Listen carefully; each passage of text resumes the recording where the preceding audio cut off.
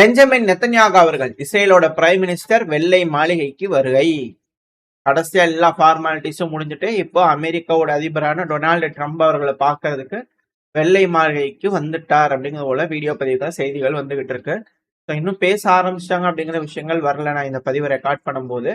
So பேச ஆரம்பிச்சதுக்கு அப்புறமா ஏதாவது ரிசல்ட்ஸ் வந்துச்சுன்னா அடுத்தது பல பார்க்க ஆரம்பிக்கலாம். ஏன்னா இஸ்ரேலோட பிரைம் மினிஸ்டரான பெஞ்சமின் நெத்தன்யாகு இன்னைக்கு ட்ரம்ப் அவர்களை பார்க்கறதுக்கு முன்னாடி 2 மிக முக்கியமான மீட்டிங்ஸ் வந்து பண்ண முடிச்சிருந்தார்.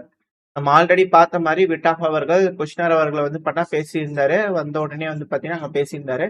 அடுத்தது இன்னைக்கு வந்து பாத்தீங்கன்னா அமெரிக்காவோட secretary of state Marco Rubio அவர்களை வந்து பாத்தீங்கன்னா பார்த்து பேசியிருக்கிறாரு, கை குலுக்கி இருக்கிறாரு. பல முக்கியமான விஷயங்கள் பேசியிருக்கோம் அப்படிங்கிறது போல விஷயங்கள். இந்த முக்கியமான விஷயத்துல வந்து பாத்தீங்கன்னா ட்ரம்ப் அவர்களோட இனிஷியேட்டிவ் போர்ட் ஆஃப் பீஸ் அப்படிங்கிறது போல ஒரு அமைப்பு ஆரம்பிச்சிருந்தாங்க இல்லையா டாவோஸ்ல வச்சு. அது கூட நம்ம பார்த்தோம். ட்ரம்ப் அவர்கள் இது போல பண்ணிக்கிறாரு, $1 பில்லியன் கேட்கிறாரு.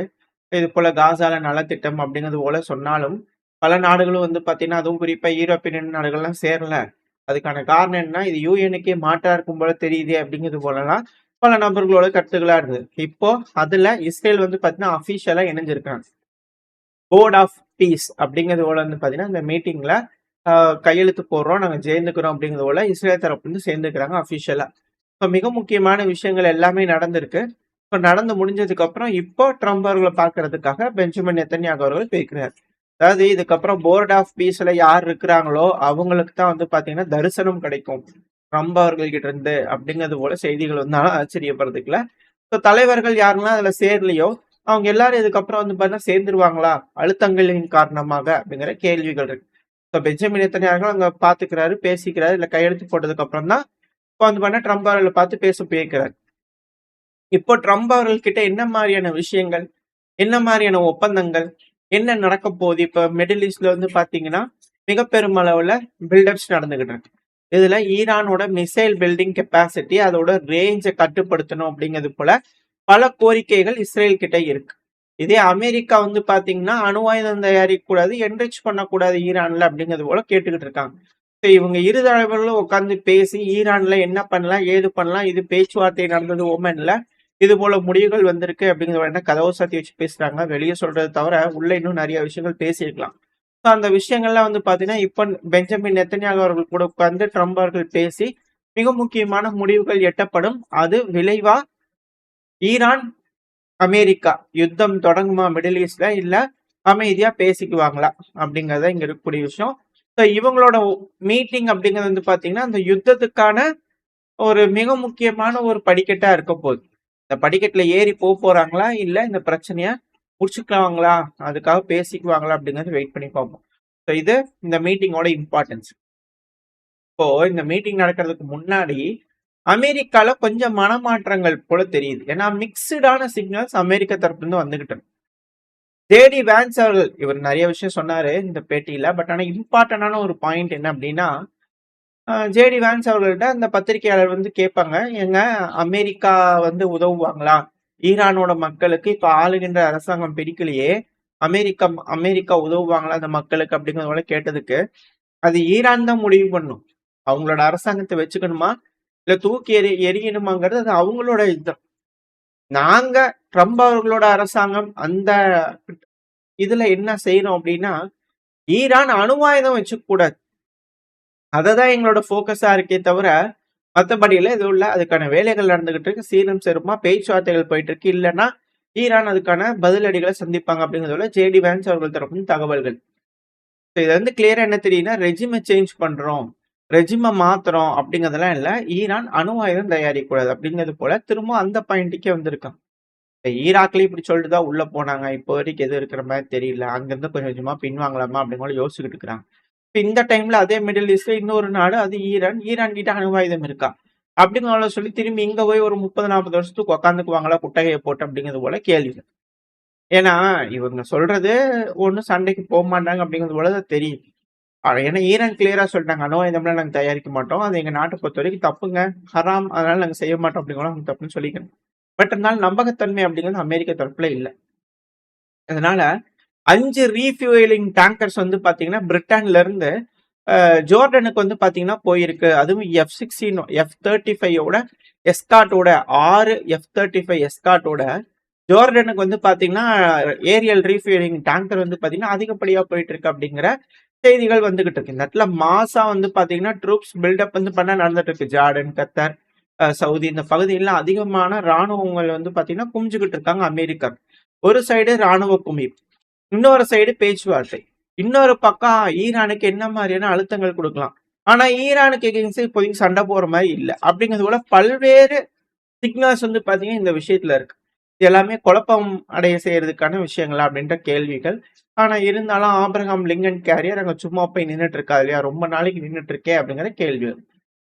இதுக்கான விடை இந்த பெஞ்சமின் நெத்தன்யாகு அவர்கள், அமெரிக்க அதிபரான டொனால்டு ட்ரம்ப் அவர்கள் இந்த மீட்டிங்கோட முடிவுல ரிசல்ட்ஸ் கிடைக்கும் அப்படிங்கிற பல அனலிஸ்ட்களோட கருத்துக்கள். ஆனா அவங்க என்ன முடிவு வேணா செஞ்சுக்கலாம், ஈரானான நாங்க ஒத்துமையா தான் இருக்கோம் அப்படிங்கிறது போல ப்ரோ ஈரானோட ப்ரொட்டஸ்ட். இப்ப ஆளுகின்ற அரசாங்கத்துக்கு ஆதரவான ப்ரொட்டஸ்ட் வந்து பாத்தீங்கன்னா அடைகடல் என மக்கள் திரண்டு வந்து அங்க போராட்டம் பண்ணிட்டு இருக்காங்க. அமெரிக்காவுக்கும் இஸ்ரேலுக்கும் எகெயின்ஸ்டா. ரெண்டாவது, இது 47வது ஆனிவர்சரி. ஈரான்ல வந்து பாத்தீங்கன்னா 1979 இந்த ராஜாவோட ஆட்சி வந்து பாத்தீங்கன்னா கவிழ்க்கப்பட்டு இஸ்லாமிக் ரெவல்யூஷன் வந்து பாத்தீங்கன்னா பொறுப்பேற்ற தினம் என்று அதை கொண்டாடுறதுக்காக மக்கள் அதிகப்படியா, நார்மலா இது போல இருக்கும், ஆனா அதை விட அதிகமா வந்திருக்காங்க. எக்ஸ்பெக்ட் பண்ணதை விட அதிகமா மக்களோட சப்போர்ட் இருக்கு அப்படிங்கிறது போல செய்திகள். இதெல்லாம் வச்சு பார்க்கும்போது இந்த மேற்கு மீடியாக்கள் ஒரு பின்பத்தை செட் பண்ணாங்க இல்லையா, அரசாங்கம் ஆளுகின்ற அரசாங்கத்துக்கு எதிராக ஈரானோட மக்கள் இருக்காங்க அப்படிங்கிற பின்பம் அது உடைக்கப்பட்டிருக்கு. ஈரானோட மக்கள் ஈரானோட ஆளுகின்ற அரசாங்கத்துக்கு ரொம்ப ஃபேவரா இருக்கிறாங்க, அவங்களுக்கு பிடிச்சிருக்கு அப்படிங்கிறத இந்த ஒரு ப்ரொட்டஸ்ட் வந்து நம்ம தெரிஞ்சுக்கலாம். இந்த ஆதரவா இருக்கக்கூடிய ப்ரொட்டஸ்ட் வந்து தெரிஞ்சுக்கலாம். ஸோ அந்த பின்பம், அந்த ப்ரொபகேண்டா அப்படிங்கிறது வந்து பண்ணா உடைச்செறிஞ்சிருக்காங்க ஈரான் அப்படிங்கிறதுல மாற்றுக்கட்டுல.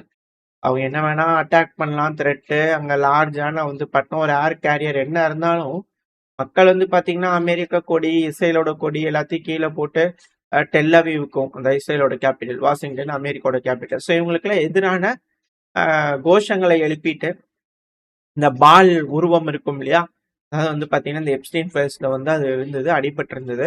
அது ஈவில் காட் அப்படிங்கிறதோட சொல்லுவாங்க. இந்த குழந்தைகள்லாம் வந்து பாத்தீங்கன்னா பலி கொடுக்கறது இது போல சடங்கெல்லாம் செய்வாங்க. அந்த சாமியை வந்து பாத்தீங்கன்னா அவங்க கும்பிடும் போது அது மாதிரி பண்ணுவாங்க அப்படிங்கிற ரிச்சுவல்ஸ். எப்ஸ்டீன் ஃபைல்ஸ் வெளியே வரும்போது இந்த குழந்தைங்களை வந்து பாத்தீங்கன்னா பாலியல் துன்புறுத்தல் அப்படிங்கிறத விட அவங்கள வந்து பலி கொடுத்துருக்காங்க, சாப்பிட்டுருக்காங்க அப்படிங்கிற பல்வேறு விஷயங்கள் வந்துட்டு இருக்கு. எல்லாம் காது கொண்டு கேட்க முடியறதுல என்னதான் நடந்துட்டு இருக்கு இந்த அமெரிக்கால அப்படிங்கிறது போல. பட் இருந்தாலும் இப்ப அதெல்லாம் வந்து பாத்தீங்கன்னா வச்சு உருவ பொம்மைகள்லாம் வந்து பண்ண எரிச்சுக்கிட்டு இருக்காங்க ஈரான் அவங்களுக்கு எதிரா.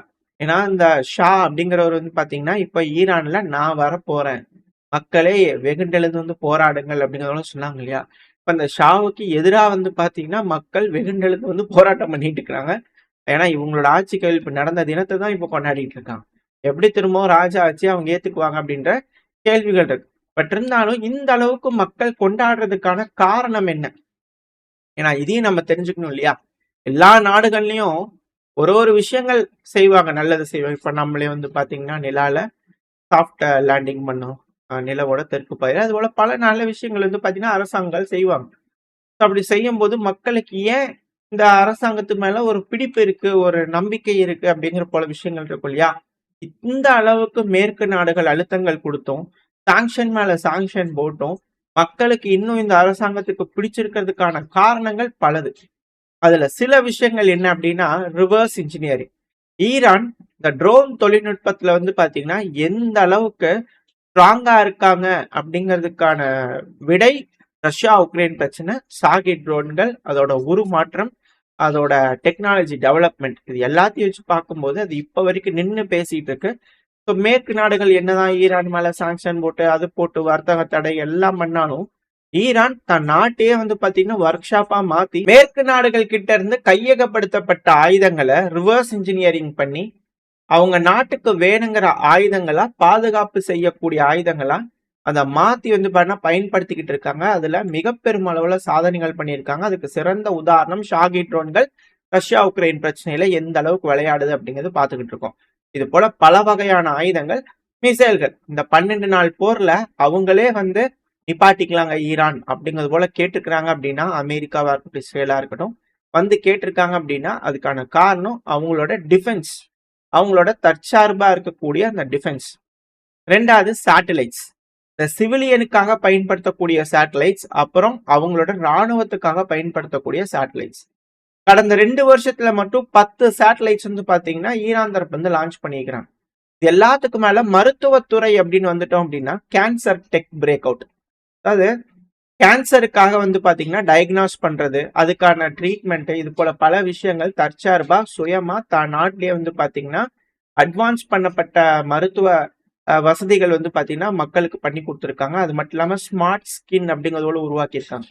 அதாவது மருத்துவத்துறையில இது ஒரு மிக பெரும் பிரேக் த்ரூ அப்படிங்கிற சொல்லுவாங்க. இந்த ஸ்மார்ட் ஸ்கின் அப்படின்னா நம்மளுக்கு காயம் அடைஞ்சிருக்கும்.